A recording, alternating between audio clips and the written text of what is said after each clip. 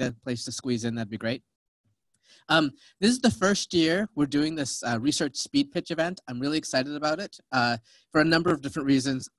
One of our goals as the faculty is to really, and the staff, is to really try and get as many students engaged in research as possible. And this is a fantastic way for you to understand what the research opportunities are in the school. This is the first time we're doing it. If it works well, we definitely plan on doing it again. This is an opportunity for you to see a subset of the research that our faculty are working on. Now, I say subset because there's a number of our faculty that are on off-site retreat, so they can't be here to present today. So you're not going to see all of our faculty present. And then in 3 minutes, which is what each faculty member has to speak in, the time limit, they can't possibly get through all of the interesting projects that they're working on. So really treat these as teasers and think of them as an opportunity to learn about a particular research project that a faculty member is working on, an opportunity where they're looking for students to engage, as a teaser for you to understand what kind of work this faculty member does. Because even if you don't get engaged with them in research, there's an opportunity for you to get engaged with them through a class project, take a class with them, or even go to them as an expert in a particular area to give you some guidance on one of your projects. So definitely take notes on the projects that you're interested in, take notes on the faculty that you're excited about, and reach out to them, reach out to the faculty. If they're like me, you might have to reach out more than once, but definitely reach out to them because they will be expecting it. I personally love these kinds of events. I've been involved in these kinds of events for years, and I really do love them. I get a lot of inspiration from them myself. I love to learn what my colleagues are working on. I love to look for new opportunities for collaboration for myself in my research. I can get re-inspired about the research that's happening in the school, and I love that we're kicking off the fall quarter with an event like this. So I'm hoping you get a lot out of this event. Do send us feedback about the event so we know, in addition, besides needing more chairs, what else we can do to improve the event and whether we should do this event again. Thanks so much for coming to the event, and I really want to thank Tori and Student Services for putting together the event. So thank you, Tori.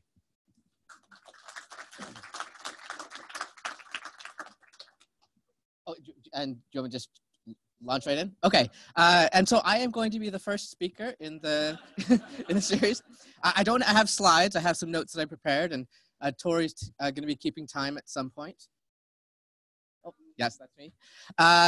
And so let me just get started. How many of you drink alcohol? Good. Okay. Well, not good, but it's good to know. How many of you have tried drugs or do drugs? Okay. How many of you have ever felt depressed in your life? Yeah. Okay. So these are the kinds of problems that I get really passionate about. These are the kind of high-level, societal-level problems that really drive myself in my research. Let me ask a different kind of question. And I really think about how technology can play a role in helping us address some of these questions. These are big societal level, social level questions, but there is a role for technology. How many of you use a smartphone on a daily basis? Hopefully everybody, right? Yeah, okay, this is the information school. How about a smartwatch or a fitness activity tracker of some kind? About a third of the room, okay.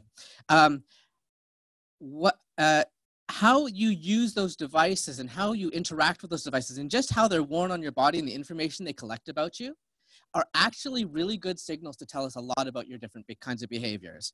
So think about if you've had a little bit to drink. How does your voice change? For some of us, our voice gets deeper. For some of us, our voice gets higher.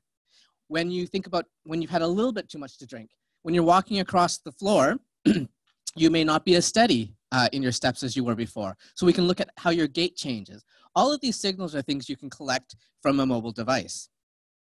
In general, I'm really interested in behavioral patterns over time, or what I call routines. So what are the routines that sort of represent a particular way of being?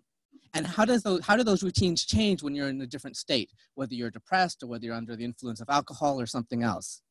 When we think about routines for depression, we might think about, I go to far fewer places. I'm isolated. I'm spending less time with friends, and that may take place over a few months, whereas versus the alcohol routine might take place over a few hours.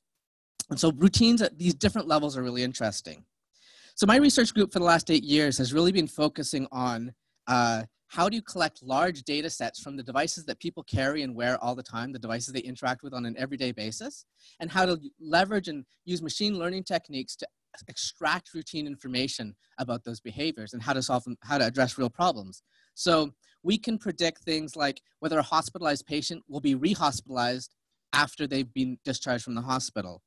We can detect in real time whether a college student is binge drinking this moment, and even with a limited amount of data now, we can predict an hour ahead of time whether a college student is going to binge drink. We can detect, thank you, we can detect depression in college students after a semester's worth of data, tracking where they're going, who they're interacting with, this number of steps they take, all of this information that's readily available on the devices you carry and wear. So if any of these problems or the idea of studying routine really appeals to you, please reach out to me. I'm always looking for good students who are passionate about the kinds of problems that I'm excited about and who are excited to get their hands dirty in data. So thank you.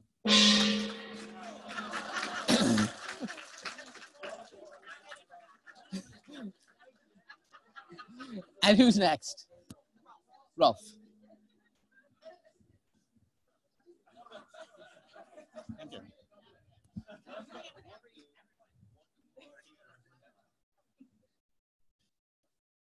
So, my name is pronounced somewhat between a bark and a cough. I'm Rolf, and I'm a practitioner.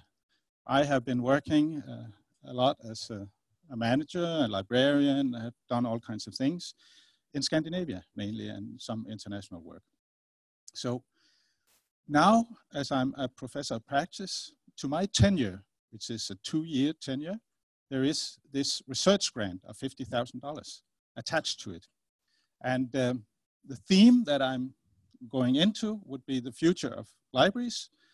Of course, it's not yet determined which research area that I'll drill into, but my general personal interest is in the development of libraries, keeping libraries as relevant institutions in society. Breaking that down would be something along the lines of democracy, technology, and libraries. Maybe the libraries as innovation enablers for local communities. That is something that is actually going on right now in some of the Scandinavian countries. How to make citizens more involved in the development of the smart city thing that is a strong thing in very large parts of Europe and Asia, and also to some extent over here. So we don't only talk about big data generated by sensors, but also about how can we involve humans? How can we involve citizens in the development and also the direction of the development of smart cities? Something around the lines of how the different practices of using social media can flow into the way we do library programming. And of course, something about the physical space and how that can help us to create social capital in society. So these are sort of some of the areas that I'm interested in, and eventually that will converge into something. So what I'm doing right now is that I'm talking with primarily Tasha, which is the technology and social change group here, researchers that are really very much into social change and technology. We are exploring ways where we might be able to raise more funds. And of course, we'll start up very soon. One of the things that I'm really interested in is impact, maybe even more than papers. Thank you very much.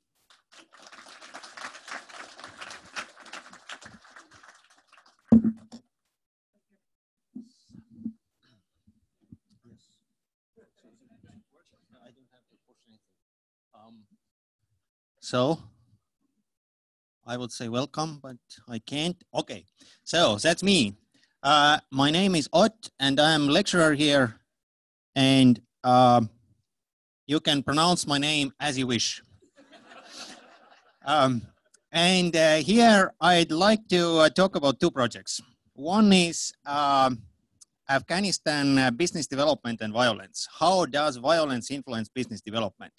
And that's really, at least partly, a data science project. We start with big data, 2 terabytes of these kind of things. This is how cell phone data looks like. We use cell phone data to analyze business development. And it contains here date and number, who called, whom they called, and so on and so forth. So 2 terabytes of that. That's a big data, right? Unfortunately, big data doesn't mean big information. So I'm afraid I'm afraid this contains information about as much as ordinary small data set. Here are 2 examples, or actually 1 example in 2 plots what we have done. So this is map of Kunduz province. If I ask if anyone is able to point Kunduz province on world map, do I see any hand here? No, I wouldn't be either unless I hadn't been making these maps myself. So Kunduz is in northern Afghanistan, one of the major cities there. And on the map, it is here. The red dots, I hope first rows at least you can see the red dots. These are individual cell phones, a daily average of cell phones on, do I have laser here? No, but I have, well, whatever. So date is up there. So you can see Kunduz is the biggest city and we have a lot of cell phones here. Now, 1 week after that date, Taliban attacked the city and it was followed by 3 weeks of battles, and you see what happened. Most of the red dots are gone, so people actually fled the city. So this is an example of what we can do with cell phone data. And there are many more things to do, and quite a lot. I'm afraid of that lady. Quite a bit where students can contribute. And the other thing I do very quickly, we are looking for text, scanned text about evictions, and our task is to get information out of it.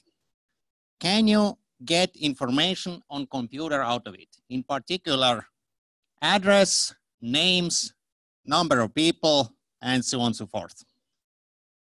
Okay, I'd rather stop. Thank you.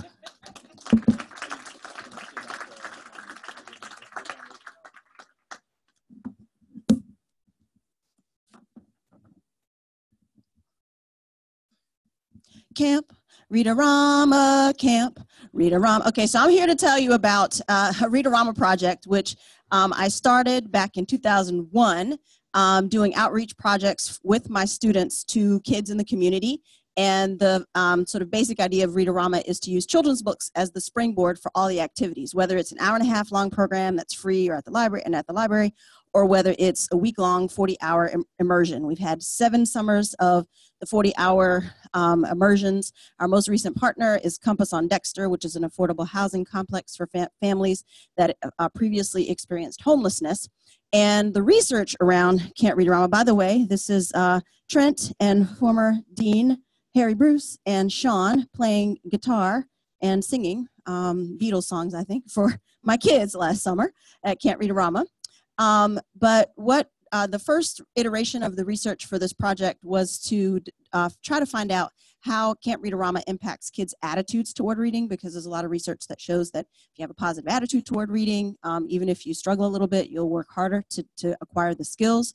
The next phase of this research is going to partnering with a faculty over in education, Sheila Valencia, to try to get at sort of both how kids' abilities are impacted by Can't Read-A-Rama, but also sort of figuring out an online component where kids who are at camp can communicate with each other throughout the year, even though many of the kids that we've had last year are in close proximity to each other, but to develop these online communities of learners and readers to help kids, further get motivated about reading.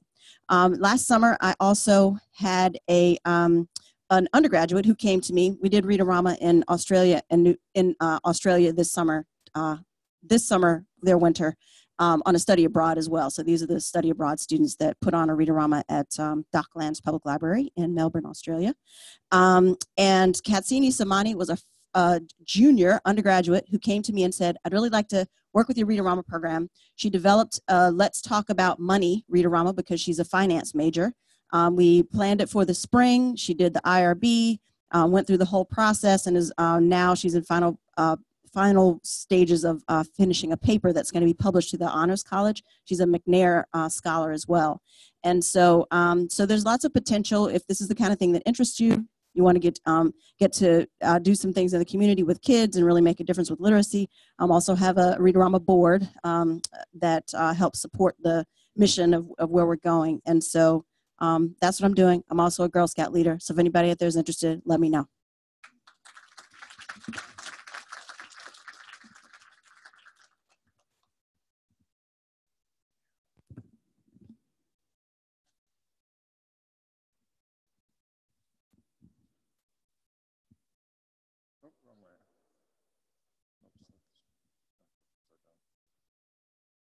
Okay, how many people have heard of NAPO? No hands, interesting. Well, that's a good thing. How many people have heard of the Delphi Method? A smattering of hands, okay. So I'm gonna tell you about opportunities associated with both of those vis-a-vis a project I've been involved in. First of all, I'm retired and there's no money associated with this currently. So if you want to start ignoring me now, you can, but there are some reasons you should be interested. So I've been involved with a project for the last 2 years. It's been very interesting. NAPO, first of all, is, it used to be the National Association of Professional Organizers. Now it's National Association of Productivity and Organizing Professionals. It's the least federation of people doing consulting on managing things. Mostly things, but increasingly information. I thought this quote was interesting. In Japan, there are at least 30 organizations involved with organizing. In the United States, we just have one, the NAPO. This is from a New York Times article a couple of years ago. That's me. My collaborator is, the person I'm collaborating with is Lori Van de Kroll, who lives in Iowa with her family. And, sorry, I need to hold it up. Anyway, we've been involved in this project. She's very much involved in NAPO, has been on the board and has served in several different capacities. We were interested in information as a possession to manage, the same way you would manage the various items in your house, for example. We had motivating questions about that. I'm not going to go into these in a lot of detail. But for the long run, a lot of the clients are baby boomers, as are a lot of the consultants. And baby boomers increasingly need to think about their information, not only for their lives going forward, but also as legacy to bestow to their family. And we were thinking about clients in different groups and profiles, which is quite interesting. High tech versus low tech, paper-based versus digital. How can we pool and share our collective expertise? That's where the Delphi Method comes in. The focus here is on understanding what consultants do and trying to pool their information, their knowledge to be more effective. And so this is the Delphi Method. It's multi-round. There are several attributes of the Delphi Method, but the most important are iteration and controlled feedback. And the notion is that the facilitators identify questions. There's an open discussion, and then they provide a summary and another round, and then the process continues until you achieve a certain consensus. It's very simple but very effective as a way, and it's much better than focus groups in a lot of situations. All right, and anyway, here I am.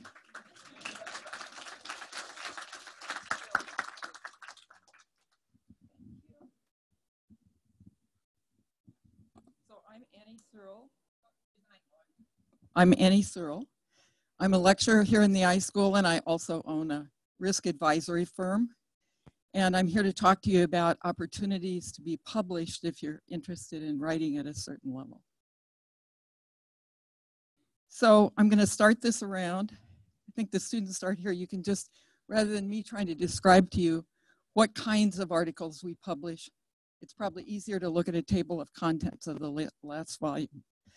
So since 2012, my firm has been publishing articles about risk, security, privacy, and information ethics. I think those categories probably cover things, with a heavy emphasis on policy and on recommendations towards changing policy, particularly if it's public policy.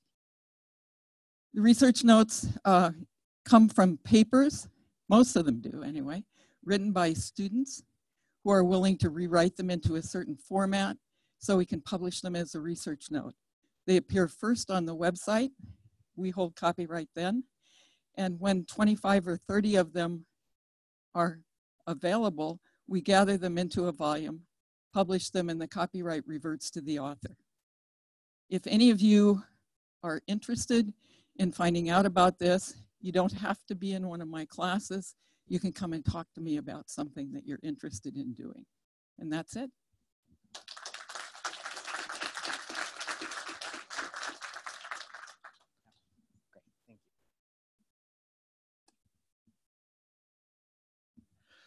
Good morning. My name is Joe Tennis, and I'm an associate professor here at the University of Washington's Information School. Show of hands, how many of you have been called a name you don't like? All right, thank you. How many of you think you know the difference between scientific knowledge and non-scientific knowledge? Show of hands. No, people are not so sure about that. All right. How many people have browsed the shelves of a library? Ah, okay, so you've all interacted with classification and some of the concerns that I'm concerned about in knowledge organization, classification and theory, and classification theory and metadata. I'm calling this kind of example that I'm going to show you today as conceptual steampunk markup. How many people know what steampunk is? Right? It's sort of this historical, futuristic thing all at the same time. And that's kind of the stuff that we're doing right now in classification theory. We're moving concepts in their current schemes from their earlier technological binding into a new conceptual contemporary form. So in 1913, you used to say that the discipline of eugenics was a biological science. How many people know what eugenics is? Yeah, right, it's the betterment of the human race through sterilization. That was considered a biological science according to the Dewey Decimal Classification in 1913. So it's a bit like that calculating machine on the left, a little outdated. What we do is we take this and we can update it into contemporary technological infrastructure like RDF XML and publish it out on the web for other people to ingest. So we can actually get an accurate map of what was once said about knowledge and what is currently being said about knowledge. So when we publish that, we can farm it out to the web and combine it with other people's work that are doing the same thing. So we can do a lot of comparison work. We can build basically knowledge maps that span time and span space. So I'm interested in this thing called scheme change and what I call subject ontogeny. We've got case studies building out on eugenics, the treatment of men and women and mental illness in classification schemes over the last 100 years. I'm also part of a 19th century Encyclopedia Britannica knowledge conceptual triangulation project where we're using classification schemes from the 18th and 19th century and classification schemes from today to try to figure out what we knew and how we knew it then. I'm also interested in foundational and ethical aspects of representation in information systems, so feminist structures and modeling classificatory processes, and harm from labels in schemes and Buddhist philosophy. So if you're interested in conceptual steampunk markup, come and see me, jtennis@uw.edu. Thank you.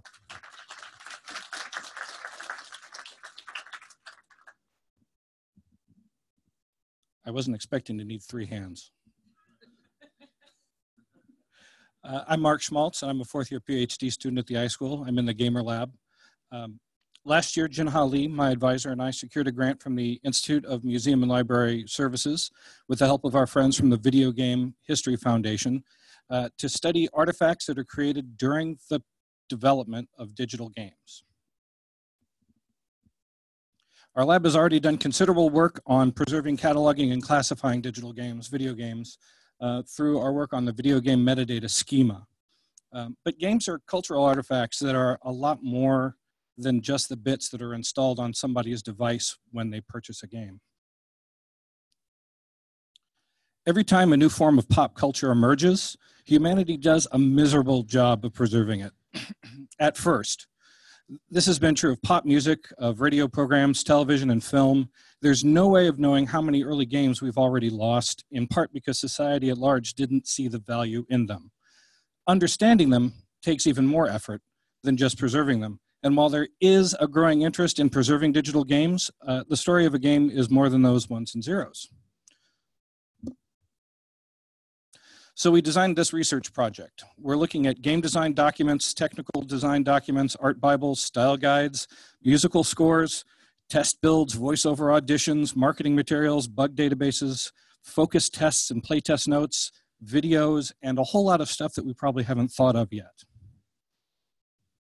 We'll be exploring these questions for at least the next 2 years by working with game professionals, game studios, and people maintaining collections of games, examining their documents and their artifacts, and designing a conceptual framework and metadata schema so that we can answer these questions and store the answers.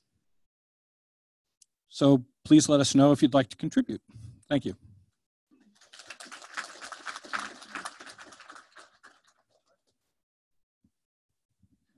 Yes, so first of all, thanks for all coming. This is an event I hope we have more often. Ever since I was a kid, I've been fascinated by science. At the scale in which we live as humans, we can take images and build things like the Hubble telescope and try to understand things like this, the formation of stars. But we can also go to the other extreme and we can understand the molecular basis of life. So I sort of see science as the greatest of human inventions, and that's what we study in my lab. We study this emerging area called the science of science, which isn't a very good title, but it really, what it is it's flipping the microscope on science itself. So in order to do that, we amass and have amassed over the years, probably one of the largest collections with collaborators of all of the scholarly content that's been digitized. So we can look at tens of millions, actually hundreds of millions of documents and all the links that bind this knowledge together. And we can study things like the emergence of ideas, so the birth of ideas and the death of ideas, the same ways we can look at the birth and death of stars. And we do this through data science techniques. We do it through machine learning and AI, all the sort of buzzwords that you hear. But we really use those as tools to understanding the social and cultural institutions that sort of run science. So the ways in which economic incentives and social structure sort of affect the ways we make discoveries. And so my colleagues and I, we have what's called the data lab here in the iSchool, and we study all sorts of things. And this was one of many different projects that take part. And I just want to say a few things on the kinds of students that we look for. So we look for students that do have some ability in coding. We do coding, but we want students that have design expertise too. And just students that are just plain curious about the kinds of questions that they go after. So one of the big new things that's sort of emerging out of at least my group is studying how misinformation spreads on this thing that we call science and how we can slow that, how we can use AI to slow it, but also how we can use the social institutions in which we live, how we can use those as well to slow it. So if you're interested, feel free to contact me. I know a few of you have already contacted. I was afraid to see some of you because I haven't emailed back, but I promise to email you back eventually. But thanks for coming to this event. I hope to see you guys throughout your time here at the iSchool.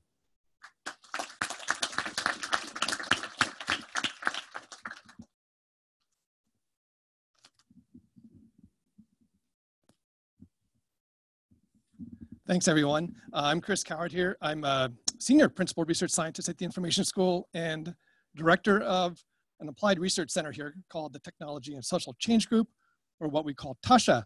As it says here, we explore how information and communication technologies can create opportunities for those who need it most. And through that, how do we lead to a more vibrant and equitable society? Breaking that down, we were founded in 1999 as a kind of a mostly social science response to the kind of the technological euphoria of the era. Now, many of you are too young to know that, but you lived it, right? And the messages was that technology will solve everything, we'll have level playing fields, democracy will spring forth.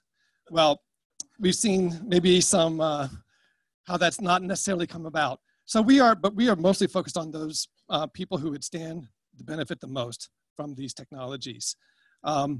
We look at the world though as though needs exist everywhere. This is not a developed versus a developing world thing. And similarly, so does the expertise and the creativity to solve those problems. As a result, we really work to co-create knowledge with those communities. And we want to build agency within that so they own the solutions that they're developing and can shape their own lives. So we don't see research as a purely extractive exercise where we're trying to write papers. We want our work to make a difference. As I just mentioned, we don't believe the trope that just greater connectivity, more data, more access will lead inexorably to all these opportunities. We think that we need public interest solutions to respond to some of the structural power imbalances. And lastly, we have a particular focus on public libraries as one way, as one response to this, and as a channel for creating social transformation. So I'm just going to give you a broad outline of the types of research we're involved in, and then two of my colleagues will follow me with some more specific projects. Data equity. This is about addressing the needs to bring historically underrepresented voices into the data ecosystem and making data more democratic and representative. New geographies of knowledge, when examine how information technologies, practices, and organizations encourage and discourage dialogue across different knowledge systems, with an emphasis on applied projects that support local and indigenous ways of knowing. Women in tech, exploring mechanisms through which women in different cultural, social, and political settings can use, transform, and create information technology. Civic spaces in tech, designing new approaches to civic engagement that integrate civic media technologies and practices with face-to-face interactions. So lastly, students. We hire research assistants. We have a student right now flying to Namibia, a Ph.D. student, and we are hiring. That's a good note to end on. Come, if you have stats chops, we are hiring this week. Get your resumes in.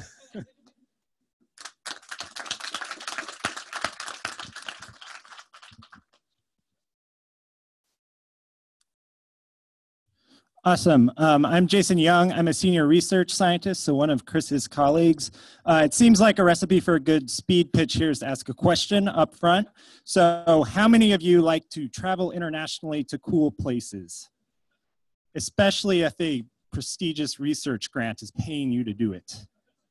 Some of you I'm worried about. How many of those that raise your hand are interested in learning when you're on this paid for trip? So you want to come, find me, work with me, because this is the sort of stuff we do here at Tasha. My background's in human geography. I like to travel. Primarily at Tasha, we do international research. The content of that research for me, I'm involved in the new geographies of knowledge research area that Chris mentioned. My interest really is in digital knowledge politics. So there are a lot of different ways in which people know things out in the world. Western science was mentioned earlier. There are indigenous ways of knowing. There are a lot of different value systems out there, and digital technologies are bringing those forward, having them in conflict with one another. I'm interested in understanding that. If you're interested in different types of innovative methods, I'm trained in qualitative analysis, but most of my projects recently have been in big data computational analysis. So I'm really interested in working with you in that innovative methodological work. I also do a lot of participatory methods. I also do a lot of critical theory. So building from those methods, how do we build broader frameworks for understanding the world? If you want to geek out about post-colonial feminist theory, come find me. A couple of the broad research areas that I'm starting or thinking about projects in local knowledge production. So a couple different projects looking at things like crowdsourcing, youth mapping, libraries as local knowledge producers to not just give people knowledge, but allow local people to produce knowledge themselves. Politics of data, which Chris also mentioned. So looking at libraries, particularly in sub-Saharan Africa, as development partners, and how do they make sure that local data, local insights are fed upwards towards these international development agencies that are driving a lot of data production. With colleagues in computer science, we've been looking at community cellular networks. So these are in rural locations where you don't have a lot of connectivity. They're developing new types of infrastructure that allow them to get connectivity for the first time. And so we have various projects that look at what is the impact of that, thank you, for local people, local knowledge systems. And finally, several new initiatives in STEM and citizen science, looking at, for instance, low-cost air quality sensors, also robotics curricula as ways of engaging across urban-rural divides, engaging with local communities. So many of these ideas are just starting out. If you want in on them, I want you in on them. Come find me. As a researcher, I'm down in the basement of Lodell Hall. It gets lonely down there. So find me there, my email's there, and watch for formal opportunities from Tasha, as Chris mentioned.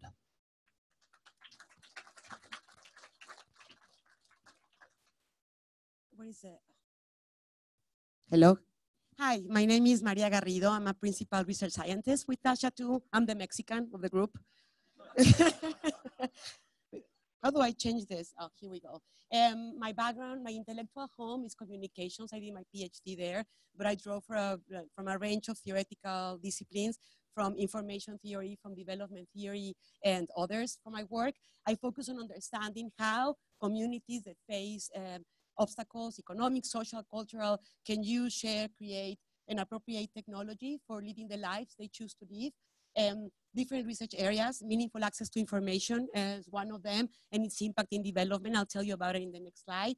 Data equity, meaning who's represented and who's not on national statistical data sets matters, right? Because if they are represented, they exist for policy and for resource allocation. If they are not represented, they don't. Quick question, since we're in the polling fancy here. How many countries do you think in the world? There's 196 countries. How many do you think capture data on internet users disaggregated by sex? Just throw some numbers out. Tell me. 15, a little bit higher. Two others, come on. Close, 75, only 75 countries. So imagine that. Today, in the world that we think that we know everything because of big data, small data, and everything in between, only 75 countries know how many women, how many men, forget about other gender identities, use the internet. So that's what data equity is about, women and tech. And then knowledge democracy, Jason spoke about it a little bit, about how we can combine different ways of knowing, different ways of being, and how that knowledge can be raised to the level where it has a standing in the world and legitimacy in the world. And then I also use a mixed methods approach, qualitative mostly, but also infused with quantitative. Two cool projects, very interesting because I lead them with the wonderful people from Tasha. Mexicans are very humble, as you can see. The first one on meaningful access to information and its impact on the UN agenda. I'll say this quickly. It's the first time that the development agenda for the UN and the national countries codifies access to information as a target. Is very important for us, especially want to speak to policymakers and people who can enact change. And we track the progress of countries in 21 indicators. They cover a range of different aspects of access to information from, thank you. And then have data storytelling, visualization, analytical approaches. This is a very, very early iteration of the dashboard. And then the second is another cool project about women, STEM education and data literacy in Costa Rica. Is a project we will start next week, actually working with women in marginalized communities there, advocating for both STEM literacy and also data literacy, so connected to data literacy, so women can have a voice in methodologies and research. Sorry, that's my phone saying there is 30 seconds. And get involved, we are lovely, and hope to see you around in Blodale.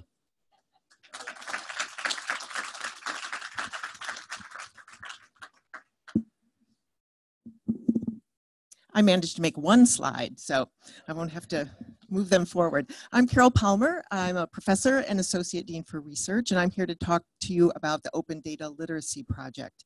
So we believe open data literacy, or data literacy in general, is part of what it means to be an informed citizen in this day and age for all of us and for our children. And so this project is really aimed at building capacity, both in our educational system, but also out in government and in our other public sector agencies like public libraries. My partners in this project are Nick Weber. Is Nick here? No? Okay. And Bree? I thought I saw Bree. No, sorry guys.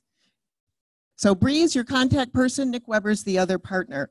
We're doing 3 major activities. We're building new curriculum. We're developing internships and fieldwork at public institutions in their open data initiatives. And we're also building open education resources for public librarians and other information professionals in the public sector. One of the most exciting things about this project is the partners that we've brought together in order to help students learn more and also build our knowledge of what's happening out in public sector. So we're working with the Washington State Office of the CIO, the Washington State Department of Transportation, the Washington State Library. We're also working with the City of Seattle, Seattle Public Library, And we've had students do projects with the Washington Department of Fish and Wildlife and also the Department of Ecology. The thing I want to bring to your attention as students is we have summer internships, and we also have facilitated several capstone projects as well. But we've had 4 summer interns for the last 2 years, and we'll have another 4 going forward this year. So around the spring, early spring, we'll start to push out project descriptions out into iCareers, so you can watch for those there. The kinds of projects that students have been doing have been requirements analysis projects, where they're looking at metadata, building catalogs or integrating catalogs of various data sources across different agencies. Also development projects, we've been doing a lot of visualization. A lot of the public sector agencies are really good at dumping the data out so the public can get it, but not so good at making it usable and interpretable and understandable. So they really look to our students to help them with that. And then we're also engaged with a number of projects just helping to educate and get the word out and helping public agencies and librarians learn how to teach their publics how to use open data. One of our big studies coming up in the next year is a study of library capacity across the state in terms of their interest and ability, their expertise, infrastructure and technologies for moving into open data initiatives. And we intend to move that forward nationally. So you can talk to me or Nick or Bree. If you're going to send an email, send it to Bree because she'll take it from there. Thank you very much.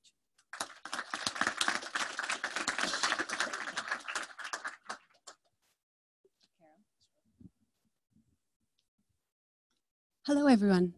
Can you hear me back there? My name is Helen Abbey. I'm an associate professor here at the iSchool. I've been here about 3 years, and I want to talk to you about Access IT Research Group. So, as you all know, the technology industry is a thriving industry. It's one of the industries, the few industries that have above average rates in employment and job opportunities.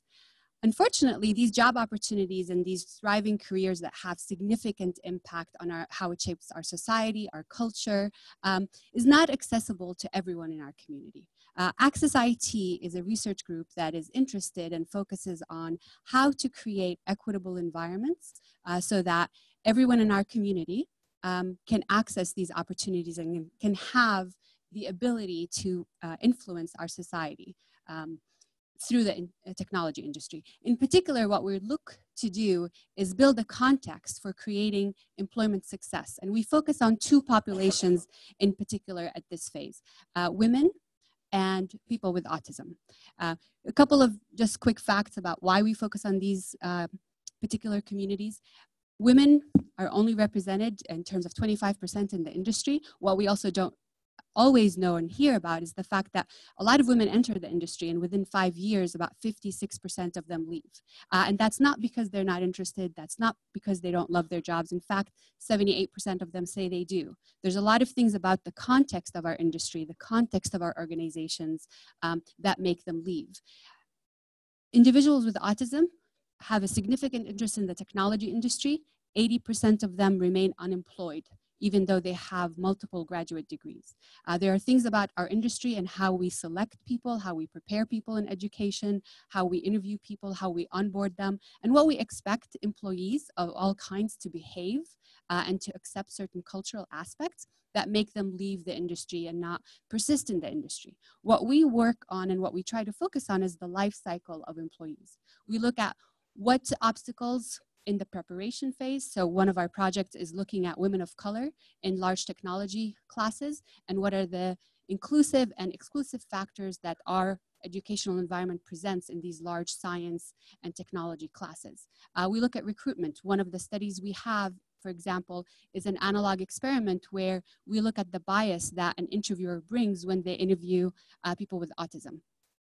Our team is made up of graduate students as well as researchers from Microsoft and the medical school. We have a variety of projects, and this kind of did not work very well. I'll talk to you about later. If you want to hear more, I can talk about this forever.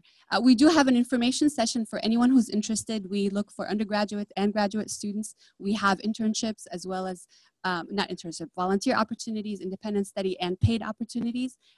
Tuesday at 3:30, Mary Gates 015 if you want to hear more.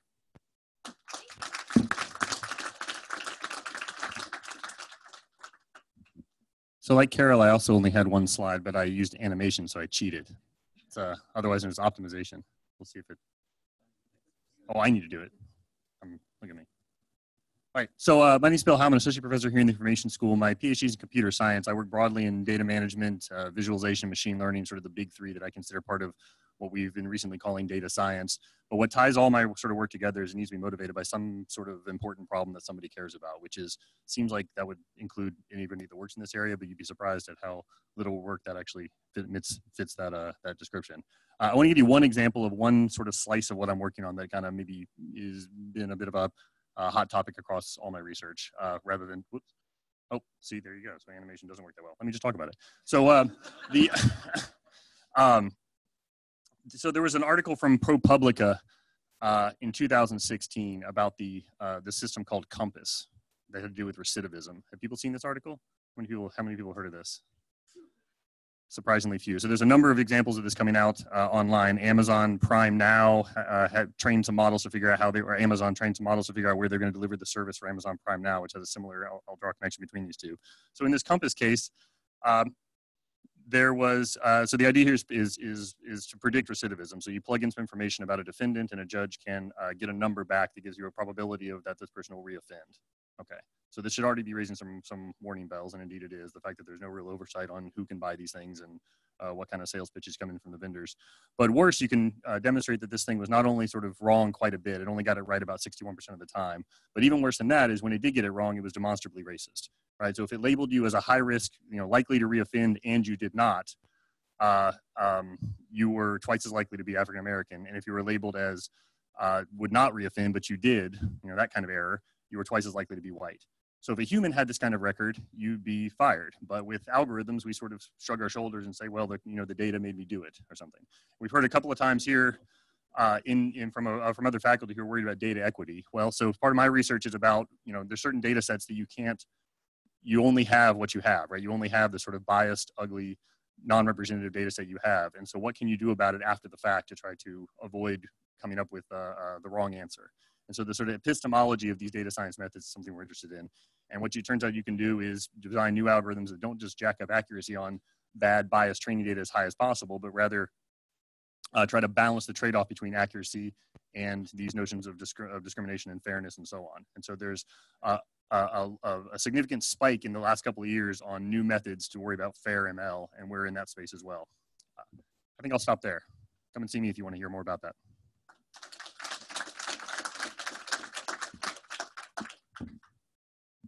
Thanks.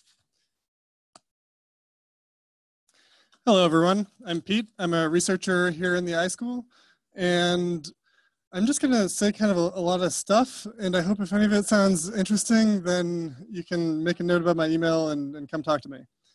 So how many people in this room have ever disagreed with anyone? I'm also a very disagreeable person. So one of the main questions I'm interested in my research is what leads people to have such divergent perspectives on the world? And I look at a number of different cases to try to get at this. One fun case that we've looked at recently is flat earth beliefs, or the community of people who identify as flat earthers online. So we're doing both a digital ethnography, looking at the communities that these people talk in online, as well as doing surveys for those who aren't participating in these online communities. Just out of curiosity, has anyone seen a flat earth meme?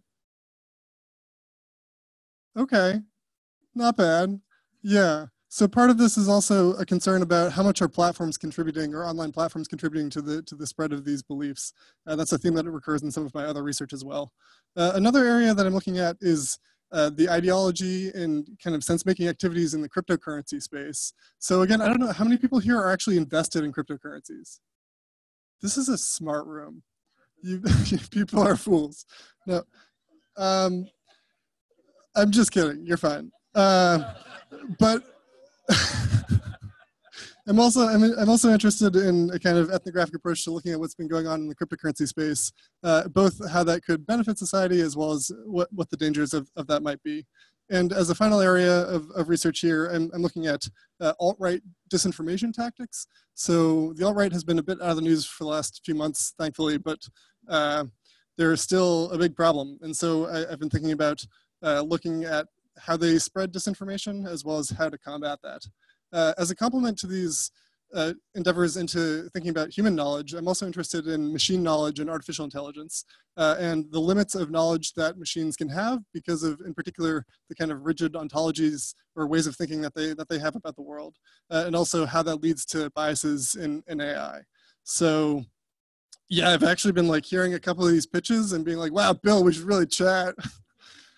But I'm another person to talk to about that kind of stuff, and I have some active projects in that area.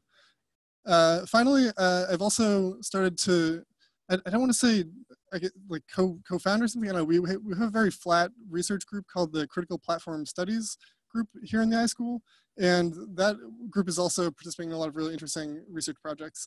The research program of this group is more or less like get frustrated or like think something is awful in the world, and then just write about it or like think about it or talk to people about it. And so, for example, we've been looking at a recent, oh, that's it. All right, thanks.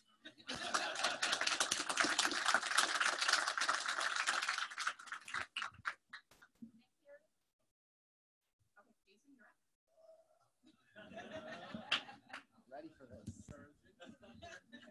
I was on the ground for y'all. All right, let's see. I'm not, that's not me. Okay, there you go. Ready, set, go. Oh, there's my giant head. My name is Jason Yip. There's my email. There's my Twitter handle. You can follow me. What do? If you can't remember anything, try to remember Control F, children, technologies, research, learning, and families. This is kind of the area and space in which I work. I'm not going to go through like the 8 projects that I have. I'll go through 2 of them.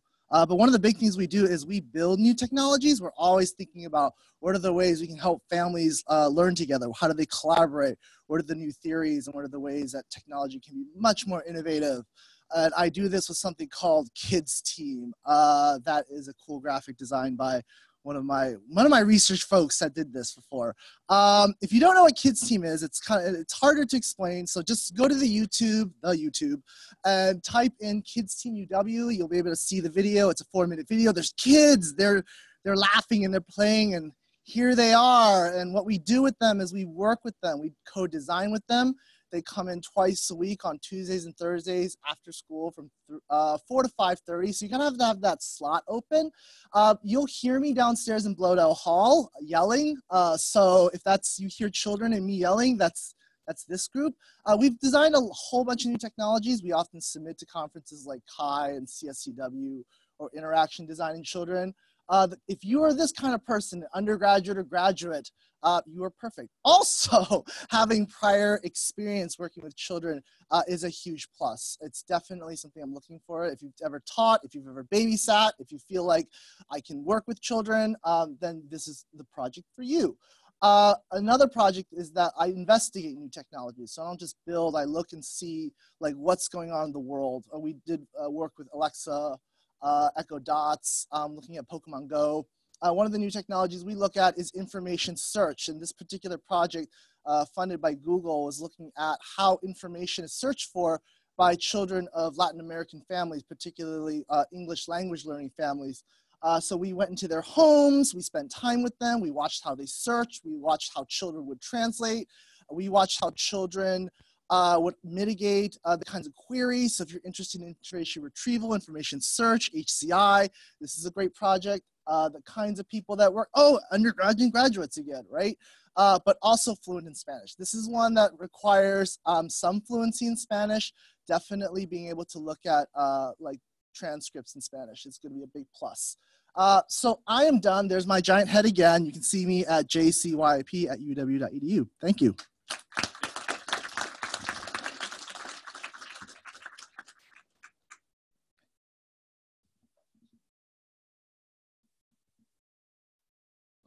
Hello, my name is Travis Windelharth, and I'm a member of the Gamer Group along with Mark Schmalz, and I'm doing a little bit of a follow-up and addendum to what he was talking about to talk about briefly 2 more projects that we're working on in ways that you can become involved in actually working with games. Okay. So we're developing a game learning and museum platform. We're looking for a better name for this right now, but essentially we have a number of partners that have agreed to work with us in museums locally to allow us to deploy games of various types, and we can do some evidence-based design work to see how game mechanics and various elements within games can facilitate knowledge transfer and information transfer to users. Games are essentially models that represent something in the world when designed in specific ways, and we are looking at ways that we can test that and better understand how games can be used to help increase understanding and conceptual knowledge about specific things in science and technology and even history. So we have a primary set of research questions. We want to ask questions about game elements that facilitate learning using evidence-based design. And a secondary purpose is to answer questions about game design elements that increase effectiveness of the use in the context of an informal learning environment. And specifically, the partners that you'll see in a moment that we are partnering with are interested in sort of the museum evaluation component of this. We have some museology students and faculty that are working with us on this as well. And sort of a tertiary point is there's a need to increase the understanding of game mechanics and game element classification. So there's a little bit of a knowledge organization component of this. Some of the leaders in the field of game design have very strongly requested that some work be done on developing a taxonomy and system for understanding and classifying game mechanics for these sorts of purposes. So we actually have 5 museums that are partnering with us locally: a Museum of Flight, MOHI, the Pacific Science Center, the Burke Museum here on campus, and Living Computer Museums. And we will be deploying people and sort of a mobile kiosk in these locations. And by a couple of our other partners. Died, okay. Sorry, the mic died. By a couple of our other partners, including Earth Games here on campus, Digital Future Lab in Bothell.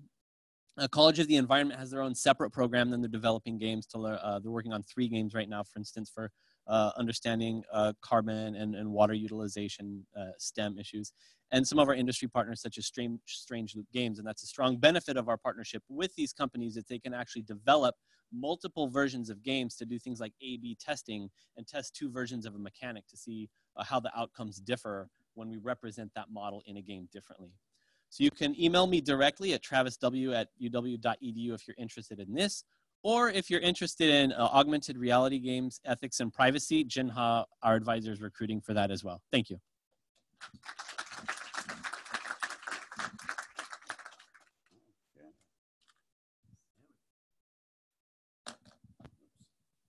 Hello, good afternoon. So I'm the last one here.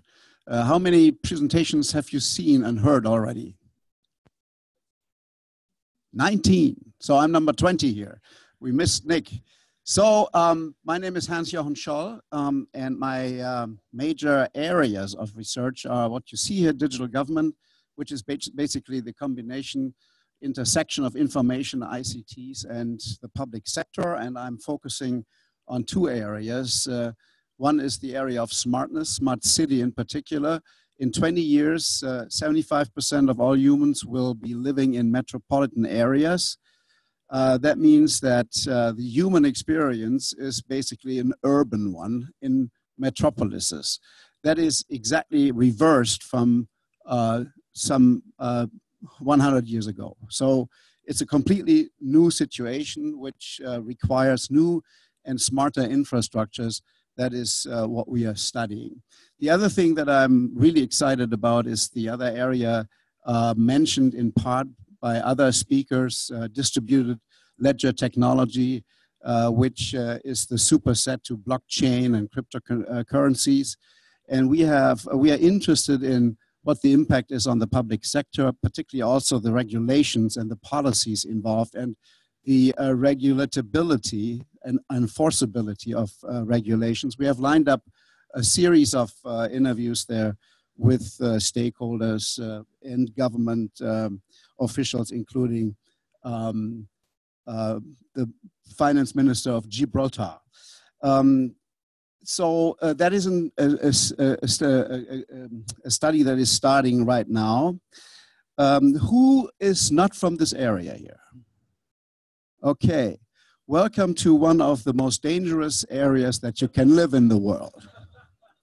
Okay, this is an area we have just 2 years ago had a major exercise of a magnitude 9.5 earthquake here, And as a result of that, we are now planning another one that involves all levels of government, city, county, state, and FEMA at the federal level, and have a repeat of that exercise in 2022, and I'm involved in organizing that. So that is an area where we are involved in and study, have published several papers. We also have an area of application systems evaluation that plays into all the other areas here. The formats of involvement that you can have, and we had 60 students so far over the years, can be via an independent study or as a volunteer, and the minimum commitment is 4 hours a week. The roles, as you can see here, research assistants, you will be introduced in qualitative inquiry, and in assistant researchers, you will be assistant in research design, interviewer, data collector, transcriber, coder, data analyzer, co-author of research reports, and presenter of the results at conferences. So you can see all this here also on my website. Thank you.